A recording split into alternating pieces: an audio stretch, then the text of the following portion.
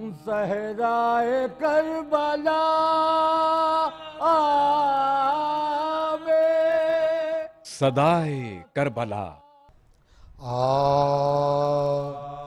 بانو کو قلق اکبر ذی جان کے تھے بانو کو قلق نالے دل سوزاں کے بلند کے تھے بانو کو قلق اکبر ذی جان کے تھے گئے پوچھتا تھا کوئی کہ سن کیا ہوگا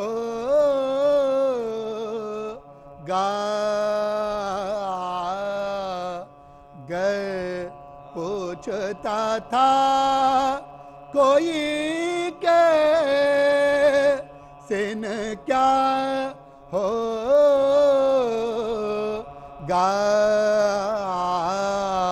کہتی تھی مسیں بھیگی تھی دن بیاہ کے تھے بانو کو قلق اکبر ذی جان دل صاحب اولاد سے انصاف طلب ہے دل صاحب اولاد سے انصاف طلب ہے دنیا میں پسر باپ کی زینت کا سبب ہے اولاد کا ہونا بھی بڑی بخشش رب ہے یہ سچ ہے مگر داغ بھی بیٹے کا غضب ہے یہ سچ ہے مگر داغ بھی بیٹے کا غضب ہے رونے کی ہے جا ظلم نیا کرتی ہے تقدیر رونے کی ہے جا ظلم نیا کرتی ہے تقدیر شبیر سے اکبر کو جدا کرتی ہے تقدیر شبیر سے اکبر کو جدا کرتی ہے تقدیر بیٹا بھی وہ بیٹا کہ جو تصویر پیمبر اخلاق میں مانند حسن زور میں حیدر خوش لہجہ خوش خصلتوں خوش وضع سراسر معشوق جہاں رونق دی عاشق داور معشوق جہاں رونق دی عاشق داور انصاف سے سب صاحب اولاد بتا دے انصاف سے سب صاحب اولاد بتا دے اس طرح کے فرزند کو مرنے کی رضا دے اس طرح کے فرزند کو مرنے کی رضا دے میرے پدری ایک طرف اکبر کا ہے یہ حال غیروں کا بھی دل غم سے ہوا جاتا ہے پامال آغاز جوانی ہے اور 18واں ہے سال ماں کی یہ تمنا ہے کہ دولہا بنے یہ لال ماں کی یہ تمنا ہے کہ دولہا بنے کیا طرفہ مصیبت علی اکبر پپڑی ہے کیا طرفہ مصیبت علی اکبر پپڑی ہے بیاہ کے قابل اجل سر پکھڑی ہے بیاہ کے قابل اجل سر پکھڑی اس دم شہ بے کس کو ہے تشویش نہایت بابا پہ غضب لائی ہے فرزند کی رخصت گر دیتے ہیں رخصت تو گوارا نہیں فرقان روکے تو نہیں ہوتی ہے امت کی شفاعت روکے تو نہیں ہوتی ہے امت کی شفاعت کیا صدمہ ہے کیا فکر ہے کیا رنج و تاب ہے کیا صدمہ ہے کیا فکر ہے کیا رنج و تاب ہے ہر طرح سے مشکل ہے ہر ایک طرح غضب ہے ہر طرح سے مشکل ہے ہر ایک طرح غضب ہے اکبر جو ہوا قتل نہیں ضبط کیا یارا امت جلے دوزخ میں نہیں یہ بھی گوارا کیا کیجئے یہاں ہو نہیں سکتا کوئی چارہ امت بھی ہے پیاری علی اکبر بھی ہے پیارا امت بھی ہے پیاری علی اکبر بھی ہے پیارا ایسا تو کبھی درد سے ناشاد نہ ہوتا ایسا تو کبھی درد سے ناشاد نہ ہوتا ایک کاش کہ میں صاحب اولاد نہ ہوتا ایک کاش کہ میں صاحب اولاد نہ ہوتا دل صاحب اولاد جن کے لب خاک شفا چومنے والے ہوں گے کہ جن کے لب خاک شفا چومنے والے کی تربت میں اجالے ہی اجالے ہوں گے کہ نیزہ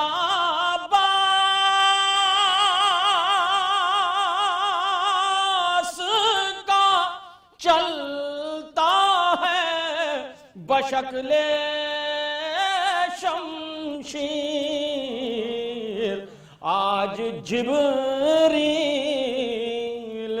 بھی پر اپنے سنبھالے ہوں گے کہ آج جبریل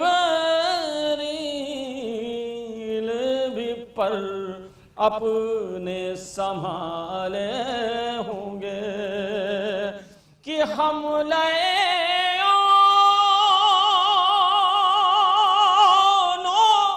محمد پہ ادو کہتے تھے یہ علی زادی کے آغوش کے پالے ہوں گے ارے یہ علی زادی کے آغوش کے پالے ہوں گے اور یہ بھی شعر کہ گھر میں زہرا کے اگر آئیں اجازت کے بغیر ملک الموت کو بھی جان کے لالے ہوں گے ارے ملک الموت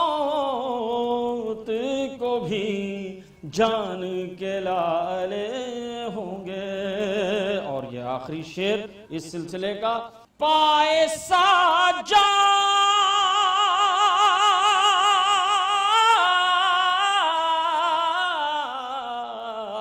کہ پائے ساجاد پہ سر رکھے ہوئے ہیں سورج غور سے دیکھیے زنجیر میں چھالے ہوں گے ارے غور سے دیکھیے زنجیر میں چھالے ہوں گے، کہ غور سے دیکھیے زنجیر میں چھالے ہوں گے۔ ایک مطلع اور دو شعر کہ جبریل صبر شہ کا اثر دیکھتے رہے، کہ صبت نبی کی فتح ظفر دیکھتے رہے، کہ روبے نظر سے چھین لی غازی نے القما،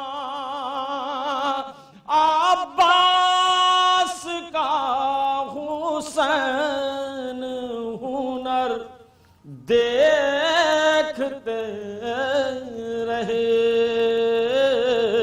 کہ جبریل صبر شہ کا کہ قرآن پڑھ رہا تھا سنا پر سر حسین، ارے قرآن پڑھ رہا تھا سنا پر سر حسین، کل انبیاء حسین کا سر دیکھتے رہے۔ صرف حضرات تصور شرط ہے، یہ شعر حوالے کر رہا ہوں کہ عباس کے کٹے ہوئے شانوں کو شاہدی، ارے عباس کے کٹے ہوئے شانوں کو شاہدی، ارے دیکھا نہ جا رہا تھا مگر دیکھتے رہے، کہ جبریل صبر شہ کا کہ کرب و بلا سے شام تلک عابد حزین، عباس نامدار کا سر دیکھتے رہے، کہ جبریل صبر شہ کا صدائے کربلا۔ فارغ ہوئے حضرت جو صلاۃ سحری سے، غائب ہوئے تارے فلک نیل و فری سے، طالع ہوا خورشید عجب جلوہ گری سے، ذرے بسرفراز ہوئے تاج زری سے، آماد جو تھی فوج لئیں بے ادبی پر، تیران لگے لشکر اللہ و نبی پر، پچھلے سے مسلح تھا یہاں لشکر جرار، نکلے علم فوج خدا لے کے علمدار، گھوڑے پہ چڑھے پڑھ کے دعا سید ابرار، پیدل ہوئے ہمراہ فرس یاور و انصار، بوزا دیا نصرت نے قریب آ کے قدم پر، اور اقبال نے سر رکھ دیا مولا کے قدم پر، خورشید صفت جلوہ نما تھا علم آگے، عباس تو پیچھے تھے سپاہی حشم آگے، جاسوس یہ دیتے تھے صدا دم بدم آگے، سربازوں بڑھے جاؤ قدم بقدم آگے، گرد اڑنے نہ پائے فرسوں کی تکدو میں، سر کھولے ہوئے فاطمہ زہرا ہیں جلو میں، سر کھولے ہوئے اس شان سے پہنچے سر میدان جو وہ جانباز جنگل کو لگے چاند زمیں ہو گئی ممتاز اور برسانے لگے تیر ہزاروں قدر انداز پہلے ہر غازی سے لڑائی ہوئی آغاز انجام ہوا یہ کہ سفر کر گئے اکبر اور سینے پہ سینہ کھا کے جوان مر گئے اکبر چلاتا تھا بڑھ بڑھ کے جو سمرے ستم آرا کر لیجئے بیعت جو وغا کا نہیں یارا وہ چاند نہا خون میں ہے آپ کا پیارا یہ لاش اصغر ہے کہ ریتی پہ ستارہ جلدی امب ہے کہ مہم جنگ کی سر ہو بھیجو اگر اکبر سے کوئی اور پسر ہو یہ سنتے ہی حضرت کو جلال آ گیا ناگاہ خورشید ہوا غیظ سے روئے شہزی جا اور گھوڑے پہ سنبھل کے جو کہا یا اسد اللہ تھرا گیا سب دست ستم ڈر گئے گمراہ سیدھے جو ہوئے تنگ ذرا ہو گئی پر میں اور ہاتھوں میں وہ راشا تھا نہ وہ خم تھا کمر میں روئی ہوئی آنکھوں میں جو سرخی تھی نمودار ثابت تھا کہ آیا غضب حضرت قہار ابرو جو ہلے چلنے لگی فوج پہ تلوار اب پلکیں جو اٹھیں تیر کلیجے کے ہوئے پار چھٹا مثال سماعت پائیں رہوار ہرن شیر زیاں ہو گئے شبیر غول تھا کہ نئے سر سے جمع ہو گئے شبیر صلوات بر محمد و آل محمد غول تھا کہ نئے سر سے جمع ہو گئے شبیر حیدر کی طرح ہاتھ کو قبضے پہ جو ڈالا چلائے ملک اب ہوئی دنیا تہو بالا اور چمکا کے فرس کو یہ پکارے شہ والا ہاں کون ہے لاکھوں میں میرا روکنے والا آگاہ میں کرتا ہوں کہ امت ہو نبی کی لوتے کوئی دم میں چمکتی ہے علی کی چھوڑا بغضب تیغ پہ کرنے چھوڑا بغضب تیغ دو پہ کرنے جو مسکن شیروں سے نائستاں تو غزالوں سے چھٹا بن اور تولا جو اسے سیر ہوئے زیر سے دشمن اونچا جو کیا ہاتھ تو صحرا ہوا روشن آنکھوں میں چکا چون تھی اس برق دو سر سے منہ ڈھاپا تھا ہر ایک سیاہ رون سپر سے لوہے کی سپر کاٹ کے دستانے میں پہنچی دو کر کے سپر خود کے پیمانے میں پہنچی عرضے سر و گردن سے چلی شانے میں پہنچی شانے سے بڑھی روح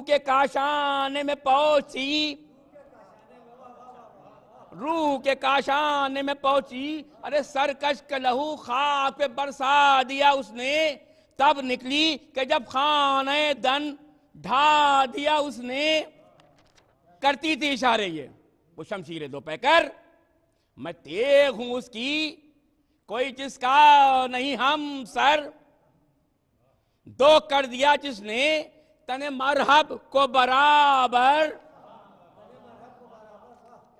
پھر کس سے رکے وار امام ازلی کا تلوار وہ اور ہاتھ حسین ابن علی کا تلوار وہ اور ہاتھ حسین ابن علی کا جس وقت کے شبدیش کو غازی نے اڑایا بجلی سا تڑپ کے صفِ آدھا میں دھرایا چوتھا مثال بیت جس پہ پڑا تیغ ید اللہ کا سایہ آ کر ملک الموت نے بے سر اسے پایا وہ فرق پہ چمکی کہ اجل سر پہ کھڑی تھی ارے لڑنے کا کسے ہوش تھا جانوں کی پڑی تھی اس کی بیت حاضر خدمت ہے. سر تن پہ کسی ظالم خود سر کے نہ چھوڑا، مغفر کو سلامت کسی افسر کے نہ چھوڑا، زندہ کسی جرار کو لشکر کے نہ چھوڑا. تھا کون سا یکتا، تھا کون سا یکتا جسے دو کر کے نہ چھوڑا. دو کرتی تھی وہ ہر کس و ناکس کو. یہ کس تھا، یہ کس تھا. ایک ہاتھ میں فارس تھا، نزی تھا نہ فرس تھا. ایک سلوات بھیج دیں آپ حضرت. تھم تھم کے ہر گول پہ حضرت کا جھپٹنا، جم جم کے فرس کا وہ چمکنا، وہ سمٹنا، وہ برہمی فوج، وہ ہر صف کا الٹنا، وہ تیغ دو سر کا کبھی بڑھنا کبھی گھٹنا. دم اپنا بڑھانے کو لہو چاٹ رہی تھی، کس گھاس سے آدھا کے گلے کاٹ رہی تھی. دیکھا شہ والا نے ہزاروں کو جو بے دم، جوش آگے رحمت کا ہوا غیظ و غضب کم. دل دکھنے لگا دیدے حق بھی ہوئے پرنم، بس میان میں ثابت نے رکھی تیغ شرر دم. صدمہ ہوا امت کے لیے جان ہزی پر، اور روتے ہوئے گھوڑے سے اتر آئے زمین پر. ہر رے پہ رکھے آپ نے سب کھول کی ہتھیار، فرمائے کہ رخصت ہو بس اے اسپ وفادار. پوچھے جو خبر بھائی کی زینب جگر افگار، کہہ دیجیو کہ اب حلق اور خنجر خوخار. تم قصد نکلنے کا نہ کی جو ابھی گھر سے، ماں فاطمہ لپٹی ہوئی روتی ہے بسر سے. در پر نکل آئے جو عصا تام کے سجاد، کہنا میری جانب سے کہ اے بے کس و ناشاد، اب آ نہیں سکتے کہ ہمیں گھیرے ہیں جلاد.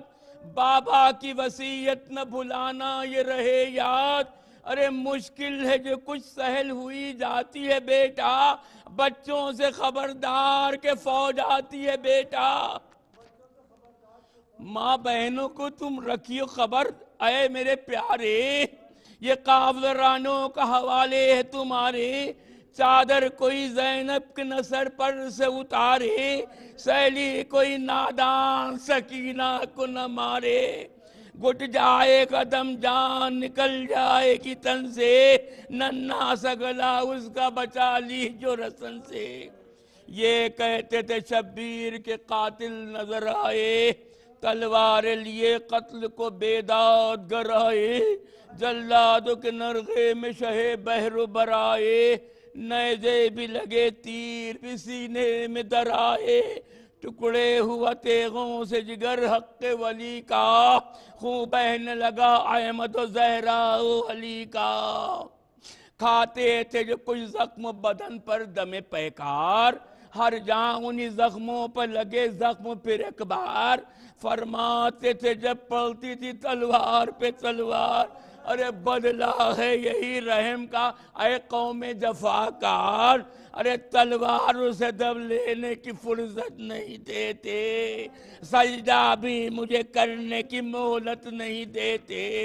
ارے دوڑی ہوئی مقتل کے جو نزدیک وہ آئی، ثابت ہوا اس دم کی زہرا کیے جائی. چلائی کہ اے دشت کدھر ہے میرا بھائی، اے خاک بڑی ہے کدھر اماں کی کمائی. اے چرخ محمد کے نواسے کو بتا دے، اے نہر کئی روز کے پیاسے کو بتا دے. ہتھیار بند سر پیٹ کے کہتی تھی کبھی ہائے برادر، کیا تجھ پہ بنی اے میرے ماں جائے برابر. ماں جائے برادر، مظلوم برادر میرے دکھ پائے برادر، کیوں کر تیرے لاشے پہ بہن آئے برادر. ارے تلوار میں رستہ بھی نہیں پاتی ہے زینب، محروم زیارت سے رہی جاتی ہے زینب. ارے منہ پیٹ کے چلانے لگی زینب دلگیر، ارے یہ ہاتھ تیرا قطع ہو اے ظالم پہ پیر. حلقے پہ سر فاطمہ پر پھیر دی شمشیر، ہائے ہائے لیے جاتا ہے سر حضرت شبیر، آواز مجھے کیوں میرا بھائی نہیں دیتا، اندھیر ہے کچھ مجھ کو سجھائی نہیں دیتا، آواز مجھے کیوں میرا بھائی نہیں دیتا۔ صدائے کربلا۔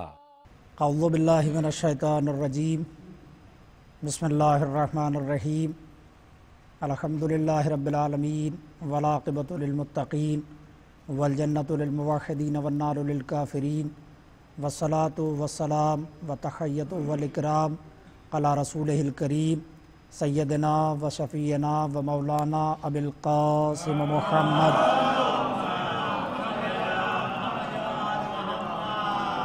وآلہ الطیبین الطاہرین المعصومین ولعنۃ اللہ علی اعدائہم وغاصب حقوقہم ومنکر فضائلہم اجمعین من یومنا ھذا الی قیام یوم الدین، اما بعد فقد قال اللہ تبارک و تعالی فی کتابہ المبین وہو اصدق الصادقین وقولہ الحق۔ بسم اللہ الرحمن الرحیم، ان الدین عند اللہ الاسلام۔ صلوات بھیجے بر محمد۔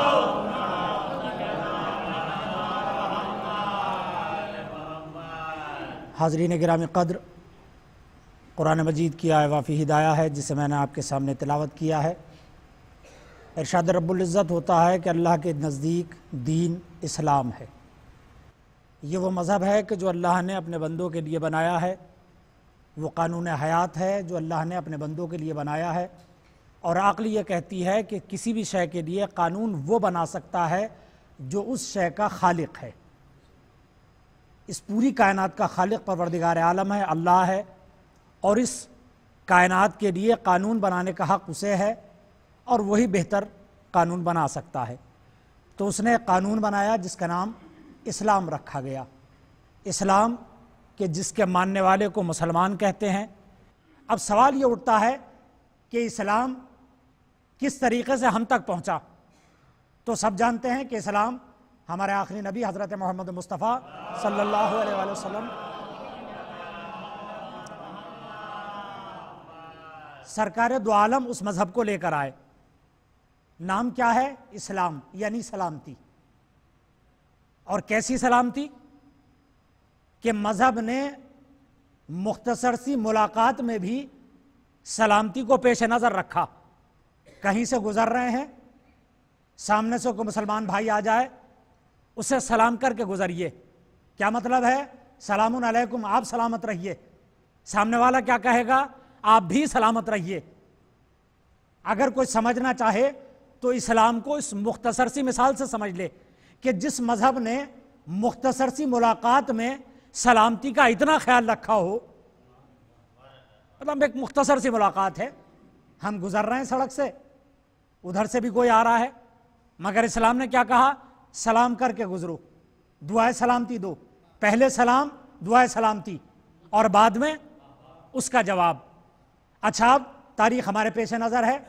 اسلام کس طریقے سے پھیلا؟ تلوار کے زور پر نہیں، کردار کے زور پر۔ سب جانتے ہیں، سب کو معلوم ہے، سرکار دو عالم 40 سال خاموش رہے۔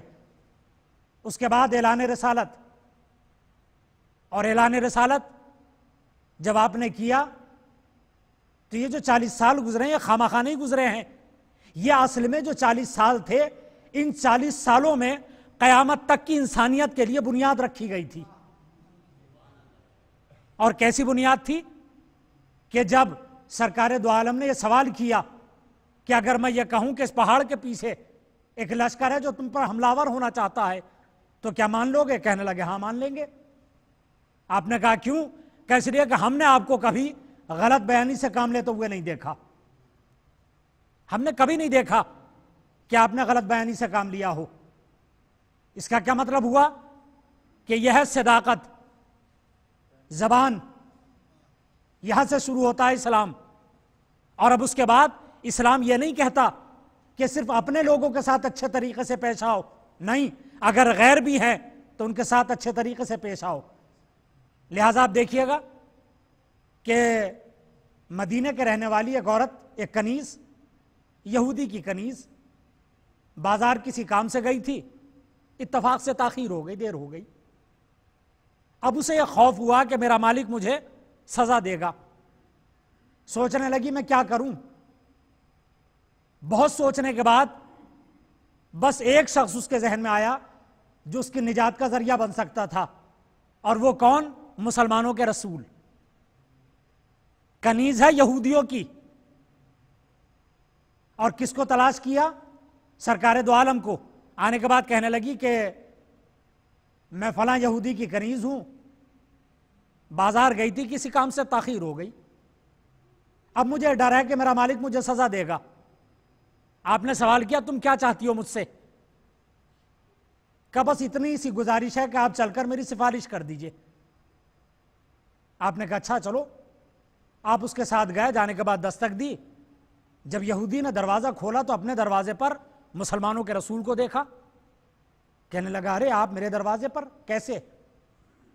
فرمایا کہ تمہاری کنیز ہے، تم نے اسے بازار کسی کام سے بھیجا ہوگا، اسے تاخیر ہو گئی، اسے خوف تھا کہ تم اسے سزا دو گے، اس نے مجھ سے کہا کہ میں تمہاری سفارش کر دوں، لہٰذا میں تمہارے پاس آ گیا۔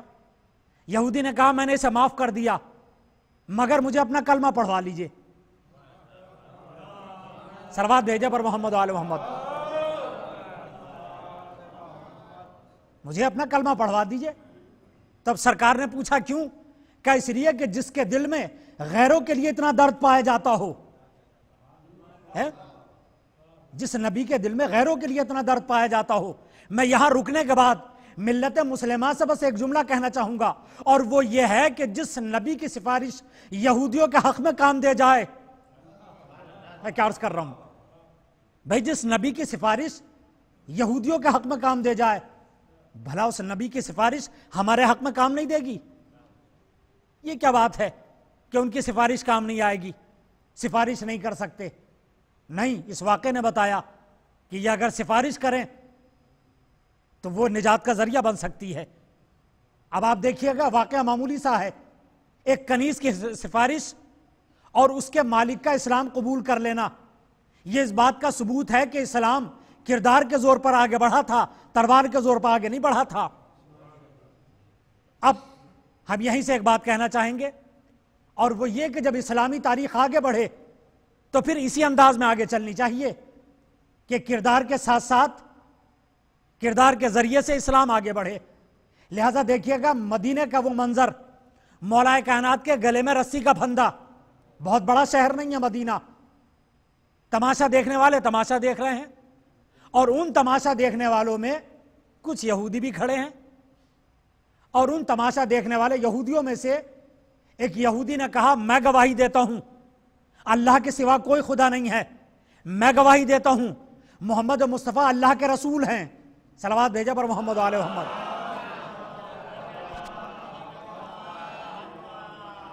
میں گواہی دیتا ہوں کہ اللہ کے علاوہ کوئی خدا نہیں ہے، اور میں گواہی دیتا ہوں محمد اللہ کے رسول ہیں۔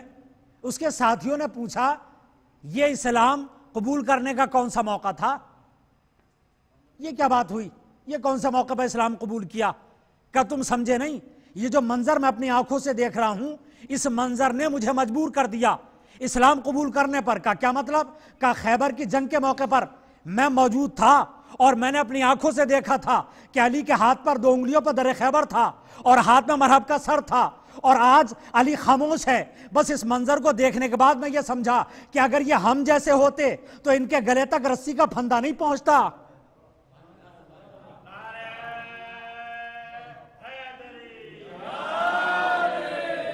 ان کی یہ خاموشی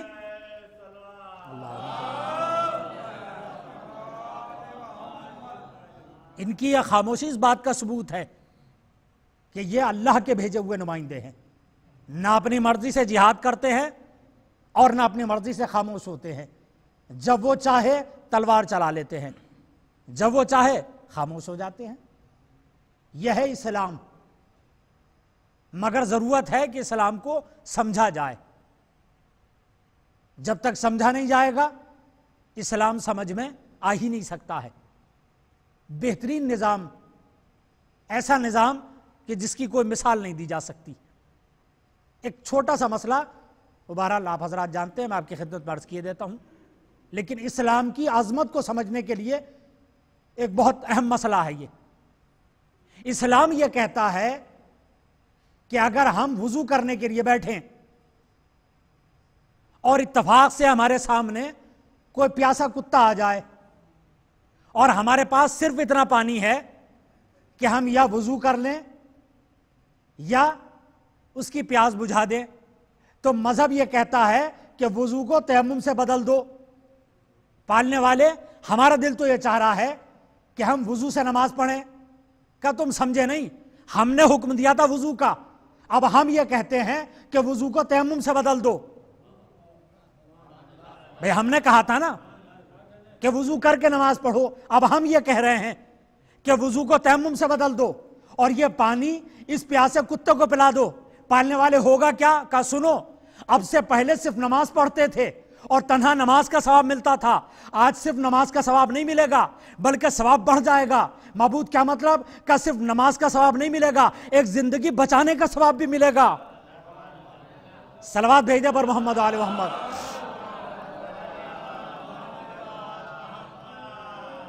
آج صرف نماز نہیں پڑھی ہے، آج ایک زندگی بچائی ہے، اور چونکہ زندگی بچائی ہے لہذا ثواب ظاہر ہے کہ اس میں اضافہ ہو جائے گا.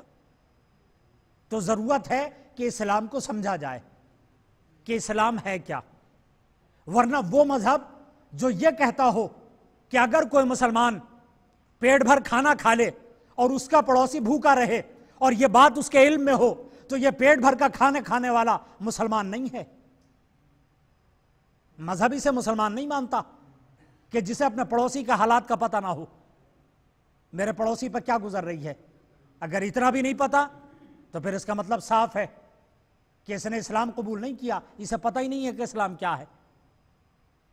حضور کی مشہور ترین حدیث جس کی زبان اور ہاتھ سے دوسرا مسلمان محفوظ نہ رہے وہ مسلمان ہی نہیں ہے، وہ مسلمان ہی نہیں ہے.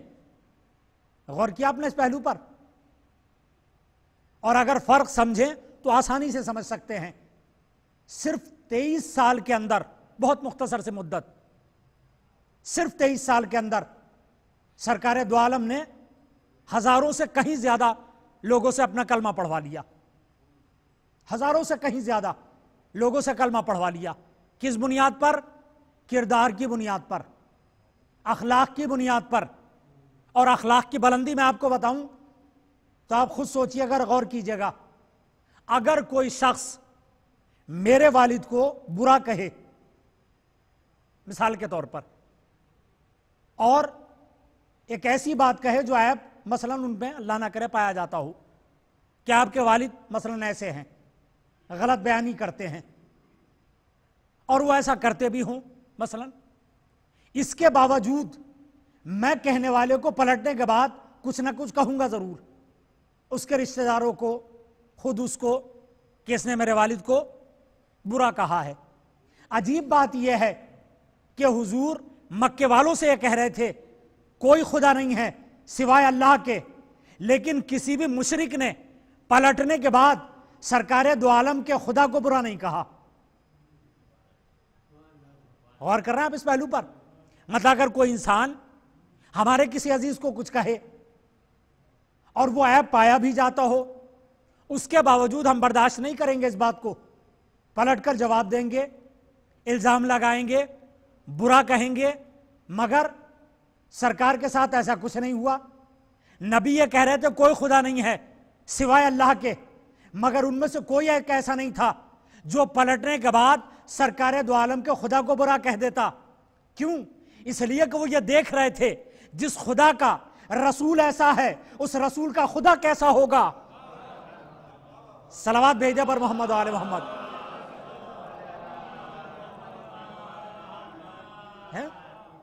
بھائی جب خدا کا رسول ایسا پاک تینت ہے، پاک کردار ہے، تو پھر اس رسول کا بھیجنے والا کیسا ہوگا؟ نتیجہ کیا ہوا؟ کسی میں ہمت نہیں تھی کہ کوئی پلٹنے کے بعد کچھ کہہ دیتا. یہ تھی عظمت، یہ ہے کردار کہ جس کے ذریعے سے اسلام آگے بڑھ رہا ہے. غور کیجئے گا اس پہلو کے پر. حالات ہمارے پیش نظر ہیں، واقعہ آپ کا سنا ہوا ہے، لیکن دنیا اس واقعے پر غور کرے کہ اسلام ہے کیا. ایک غلام جو اسلام قبول کرنے سے پہلے تک لوگوں کی آواز پر دوڑتا تھا، بلال ادھر آؤ، بلال ادھر آؤ، بلال ادھر آؤ. اب جب اس نے اسلام قبول کیا تو سرکار دو عالم نے اسے بنایا مؤذن. توجہ کیجیے گا، سرکار دو عالم نے اسے بنایا مؤذن، اور جب اسے مؤذن بنایا تو بالکل ایک دم منظر پلٹ گیا. اس سے پہلے تک لوگ پکارتے تھے تو یہ دوڑتا تھا، آج یہ پکارے گا تو سب دوڑیں گے. اور کر رہے ہیں اب کسی میں ہمت نہیں ہے جو یہ کہہ دے کہ صاحب یہ غلام ہے، ہم اس کی آواز پر لبیک کیوں کہیں. توجہ کر رہے ہیں اب کسی میں ہمت نہیں ہے کہ جو یہ کہہ دے کہ صاحب ہم ایسا کیوں کریں، یہ تو غلام ہے. نہیں کہہ سکتے، اس لیے کہ اسلام نے یہ بتایا کہ اسلام کردار دیکھتا ہے، قوم نہیں دیکھا کرتا. یہ تو پتہ نہیں کہاں سے آ گئی چیزیں کہ وہ نیچا ہے وہ اونچا ہے. نہیں، اسلام یہ کہتا ہے کہ پہلی چیز ایمان ہے جو انسان کو فضیلت دیتی ہے، اس کے بعد تقویٰ ہے، جس کا ایمان جتنا پختہ ہوتا جائے گا وہ اتنا ہی بلند ہوتا جائے گا. جو جتنا زیادہ متقی ہوگا وہ اتنا ہی زیادہ بلند ہوتا چلا جائے گا. اور سمجھنے کے لیے ایک چھوٹی سی مثال جو ہمارے پیش نظر ہے، ہم اذان میں کہتے ہیں اشہد ان امیر المؤمنین و امام المتقین. علی مومنین کے امیر ہیں مگر امام متقین کے ہیں. امیر تو مومنین کے ہیں مگر امام کس کے ہیں؟ متقین کے. توجہ کر رہے ہیں آپ، کس کے امام؟ متقین کے امام ہیں. یہ ہے سمجھنے والی چیزیں کہ اسلام ہمیں سمجھانا کیا چاہتا ہے، ہمیں بتانا کیا چاہتا ہے. یہ سب سے اہم ترین پہلو ہیں. تو وہ مذہب جو کردار کے ذریعے سے منوایا گیا تھا، اس کے اوپر ایک ایسا وقت پڑ گیا کہ ایک شراب پینے والا نواسہ رسول سے سوال بیعت کر رہا تھا. توجہ کیجیے گا اس پہلو پر. ایک شراب پینے والا نواسہ رسول سے سوال بیعت کر رہا تھا. ہونا کیا چاہیے تھا؟ تمام ملت مسلمہ اس کے خلاف کھڑی ہو جاتی، مگر تاریخ نے یہ لکھا کہ بجائے اسے کچھ کہنے کے یہ کہا گیا کہ جب سب نے بیعت کر لی تو حسین کو بھی بیعت کر لینا چاہیے تھی. غور کر رہے ہیں آپ، حسین کو بھی بیعت کر لینا چاہیے تھی. کس کی بیعت کرتے؟ اس انسان کی جو ظاہری طور پر بھی مسلمان نہیں تھا، یعنی داڑھی نہیں رکھتا تھا، سب جانتے ہیں، شراب پیتا تھا، رسالت پیغمبر کا مذاق اڑاتا تھا، وحی الہی کا منکر تھا. یہ اتنے سارے عیب، مگر پھر کیا ہوا کہ جب سب نے بیعت کر لی تو پھر حسین کو بھی بیعت کر لینا چاہیے تھی. نہیں کی حسین نے بیعت. نتیجہ کیا ہوا؟ حسین ابن علی قتل کر دیے گئے. یہ سب تاریخ ہمارے سامنے ہے. میں ایک بات عرض کر رہا ہوں کہ جو بات ہمیں بعد میں پتہ چلی کہ حسین قتل کر دیے گئے، کیا خود حسین بھی یہ جانتے تھے یا نہیں کہ وہ قتل کر دیے جائیں گے؟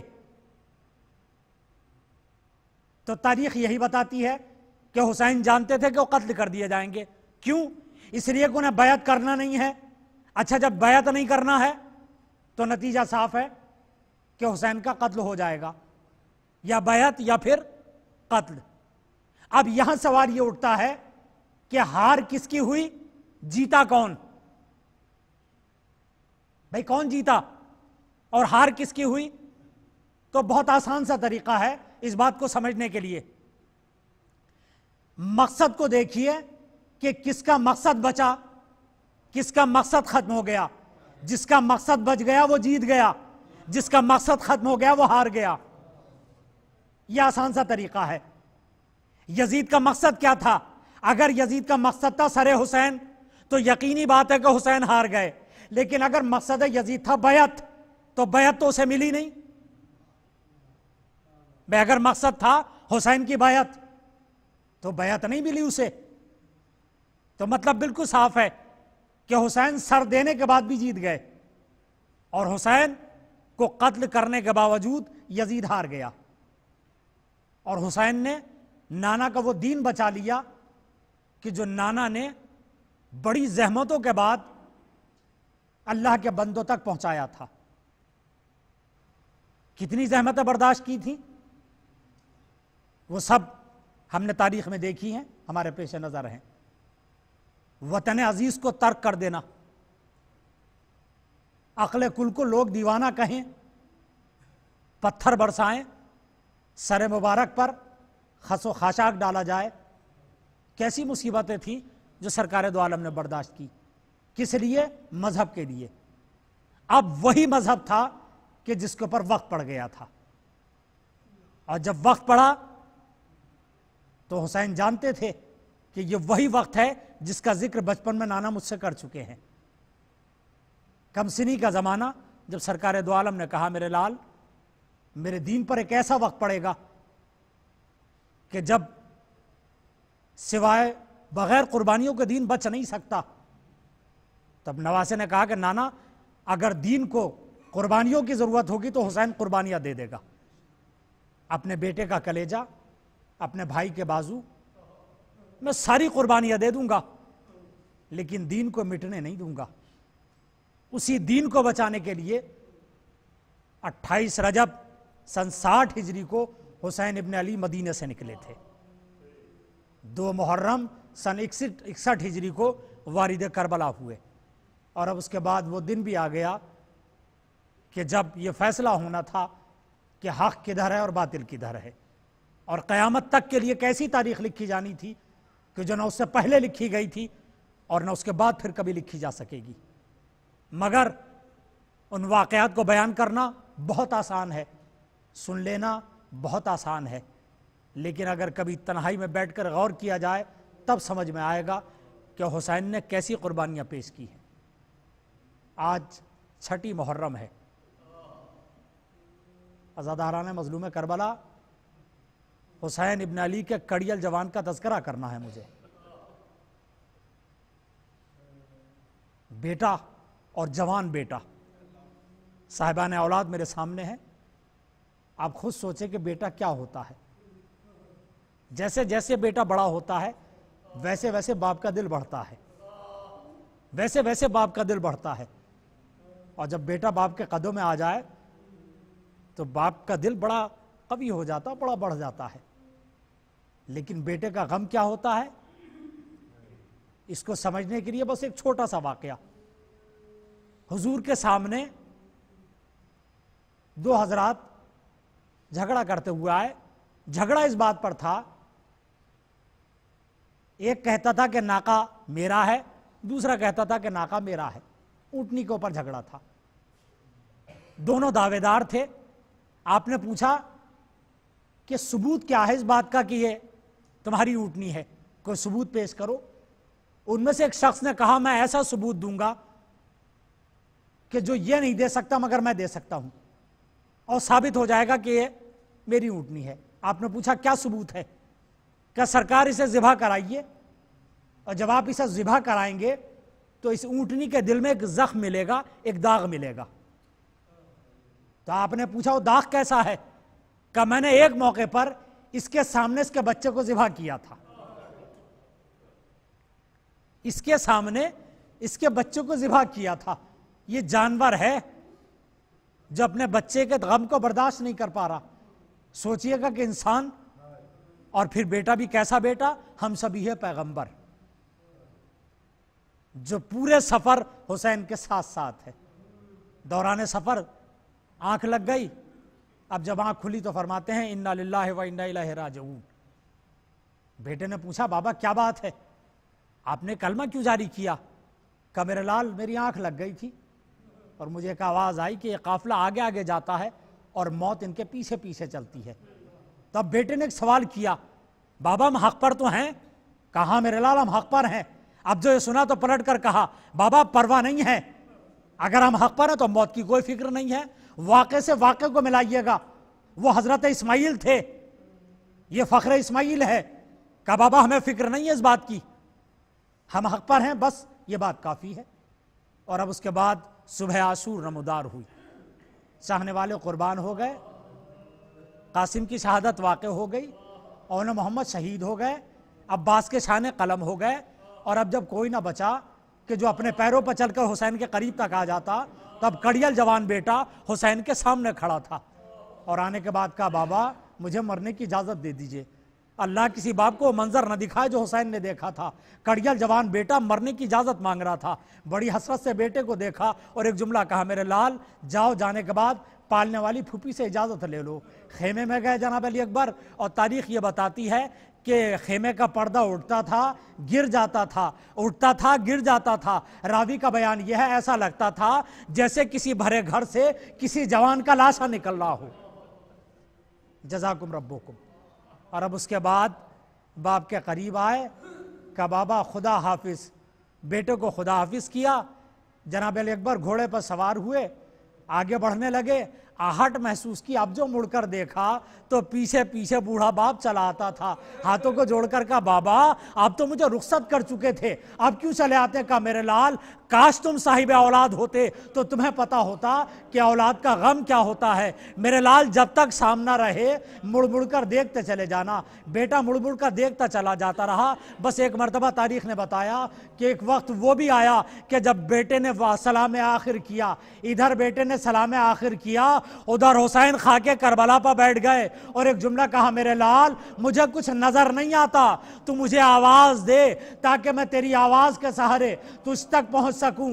تاریخ بتاتی ہے گرتے چلے جاتے تھے, یا علی مدد کہتے چلے جاتے تھے, یا علی مدد کہتے چلے جاتے تھے, کہ ایک مرتبہ اب جو بیٹے کے سرہانے پہنچے تو تاریخ نے بتایا کہ بیٹے نے اپنے زخم کو اپنے ہاتھوں سے چھپا لیا تھا. بیٹا جانتا تھا باپ کا دل ہے, بھلا کیسے برداشت کرے گا, لیکن بھلا حسین کی آنکھوں سے کیسے وہ زخم پوشیدہ ہو جاتا.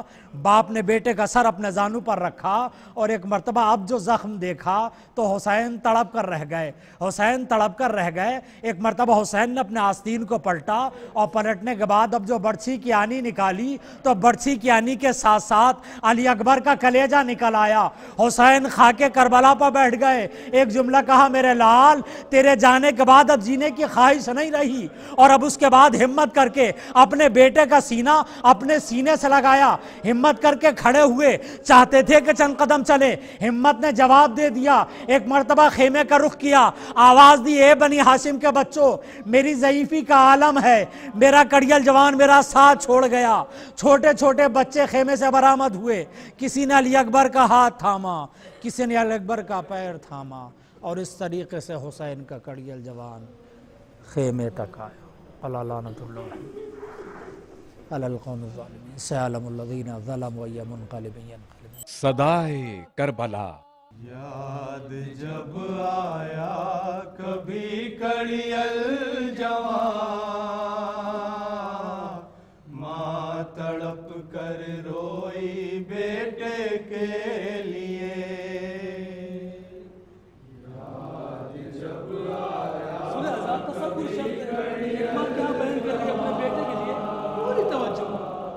ماں تڑپ کر روئی بیٹے کے لیے.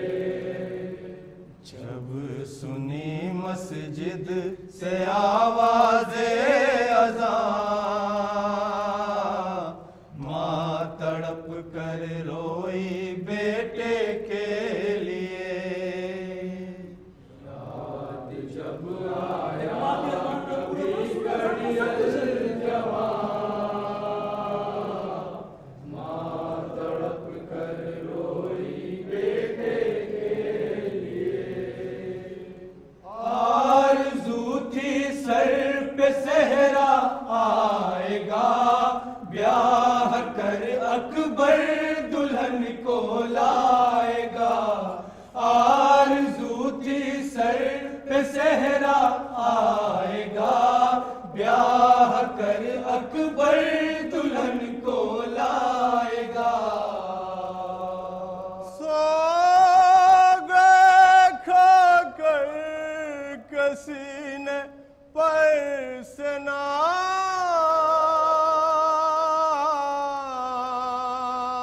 ماں تڑپ کر روئی بیٹے کے لیے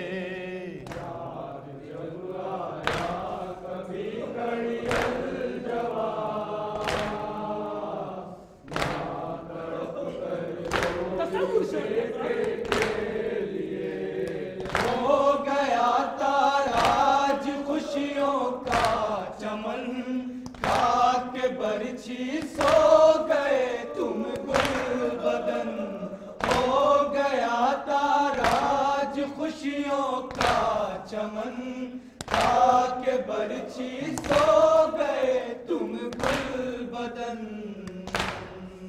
ہو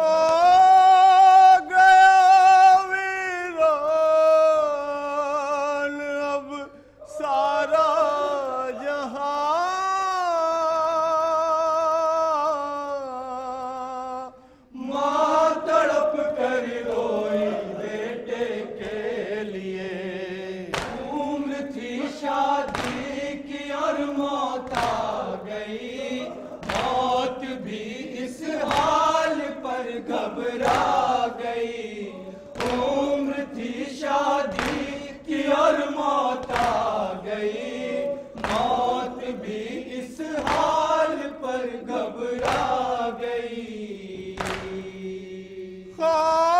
خاک پر رگڑ جو تو نے لیا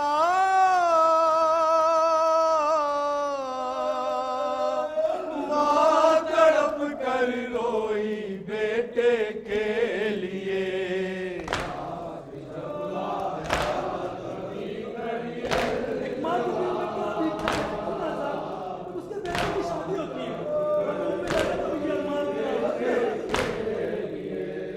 جب نظر آئی کبھی کوئی دلہن یاد آئے اکبر گل پیرہن جب نظر آئی کبھی کوئی دلہن یاد آئے اکبر گل پیرہن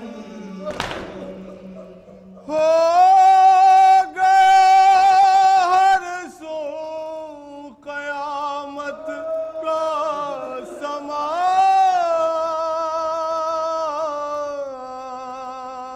ماں تڑپ کر روئی بیٹے کے لیے جب آیا کبھی گھڑی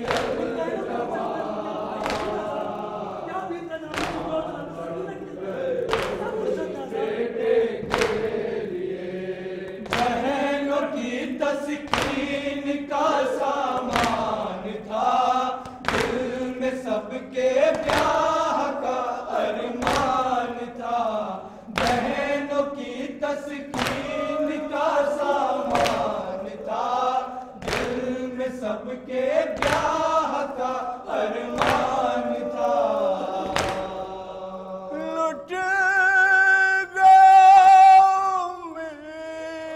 لٹ سب کارواں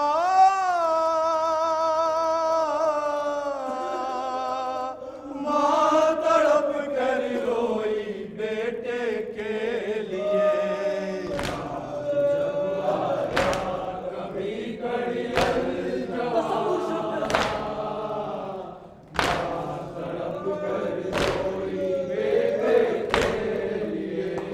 شام کی جانب چلی جب بیردا یاد آئے ہم شبیہ مصطفیٰ شام کی جانب چلی جب بیردا یاد آیا ہم شبیہ مصطفیٰ دیکھ کر بازو میں اپنی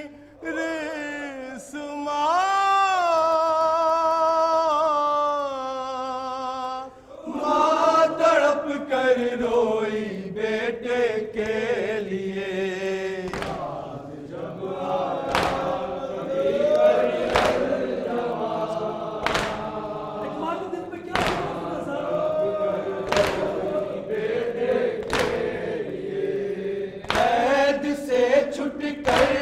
مدینے آئی ماں آنکھوں میں چھایا رہا کڑیل جوان قید سے چھٹ کر مدینے آئی ماں آنکھوں میں چھایا رہا کڑیل جوان جب پڑی کانوں میں آواز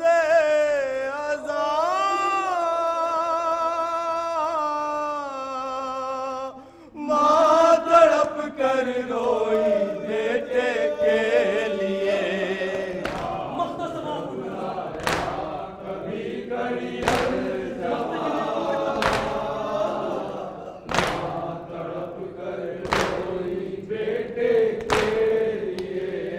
جب ہوا ذکر علی اکبر سہے ہو گئے پیرو جواں سب نوحگر جب ہوا ذکر علی اکبر سہے ہو گئے پیرو جواں سب نوحگر آئی گردوں سے بھی آواز فغاں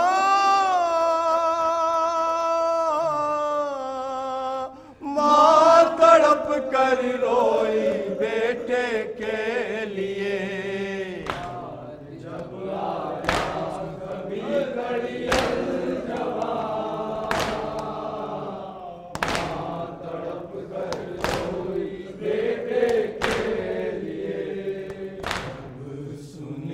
مسجد سے آواز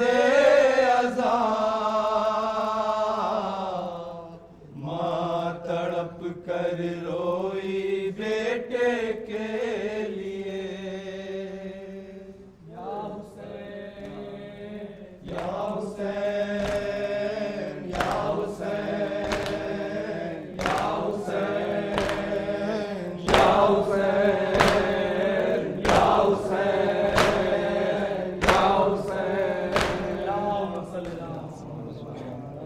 السلام عليك يا أبا عبد الله السلام عليك يا ابن رسول الله السلام عليك يا ابن أمير المؤمنين وسيد الوسيد السلام عليك وليا شهيدا وأخيك بالفضل العباس يا ابن أمير المؤمنين ورحمة الله وبركاته السلام عليك يا غريب الغرباء السلام عليك يا معين الضعفاء والفقراء السلطان ابو الحسن يا علي بن موسى ايها الرضا ورحمة الله وبركاته السلام عليك يا صاحب العصر والزمان علمان علمان علمان أجل